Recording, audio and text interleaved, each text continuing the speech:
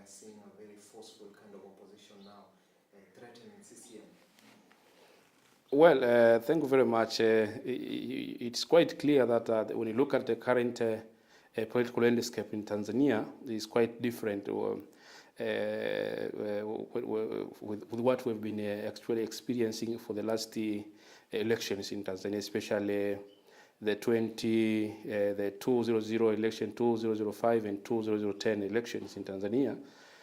We have not actually witnessed what we currently see in the political terrain in Tanzania due to a number of factors. First of all, the situation that we see right now in Tanzania is not much far from what we have actually, as analysts, actually seen happening in Kenya in 2002 when KANU was taken away from the power by the coalition of political parties in Kenya. And again, what we are observing at this time is not quite far from what we've seen in Tanzania at the time when we had a first multi-party election in 1995, when the opposition party was strong just because some people who were part of the ruling party also went to form a coalition with opposition parties. Therefore, what I see that make a difference today in the current Tanzania election is that is the formation of party alliance. First of all, we have for the first time, like in Kenya in 2002, the coalition of political parties aiming to overthrow the ruling party. So we have the coalition of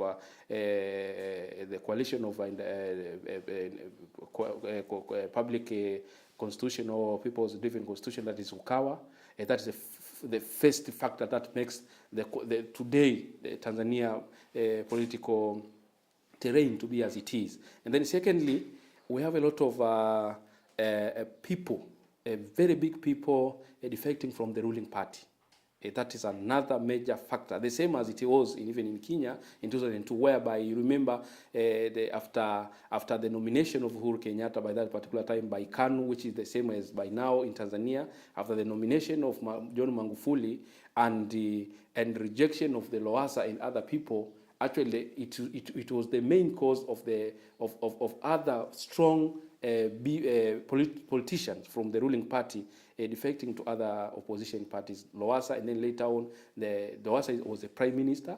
He's a very big person in politics. Again, Honorable Sumaye was also a prime minister for 10 years. Is now in the coalition. And recently, one of the prominent, and actually other people are calling the engineer of the ruling party, the Kingunge Ngombale Mwiru, has also left the CCM. With all this, actually we cannot with all this that I've explained, that's what make today the politics of Tanzania to be as it is.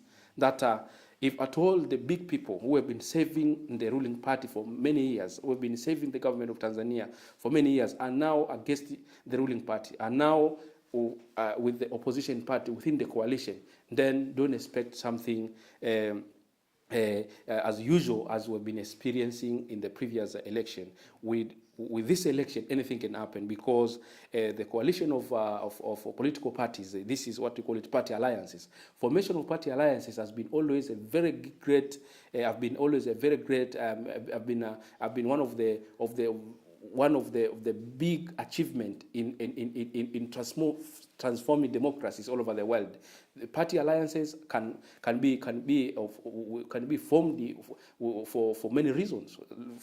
One of the major reasons is forming party alliances just to overthrow the existing ruling party, and this has been always the case in many. Today, as we are speaking, only few, and I hope it is the CCM. One of the party that fought for independence that is still in power. Many countries in Africa, we no longer have those political parties that fought for independence, and they were removed by either some of them by coups or other were removed by alliances, as it was in Kenya. So the situation in Tanzania, the picks that tells us that with this election, probably with a high percent that the coalition of opposition party, they may actually overthrow the 5 decades of the ruling party, CCM in Tanzania. Those are the reasons actually I've explained. But we can look at many other reasons that can also be associated with the current situation, a political situation in Tanzania, that the ruling party, looking at the level of development in Tanzania, so far, what can we say about the role of the ruling party for almost 50 years in transforming the country in terms of development, economics, and social development? Still, as a country, 50 years of independence, about 50% of its population is depending on $1 a day. The level of poverty is still very high. The provision of social services in Tanzania is also very, very poor in Tanzania. Looking at the issue of social services like provision of health services, education in Tanzania, in the region, we are doing very bad when it comes to social services. Now, with all these reasons, by any sort, the oppositions have to be have to gain the momentum, have to be so powerful, because people now talk of changes, talk of transformation. When we're talking about regime change, people see what for 50 years we've been having this regime in power, but yet as a country economically we're not doing well. As a country in terms of education, we are not doing well in the region.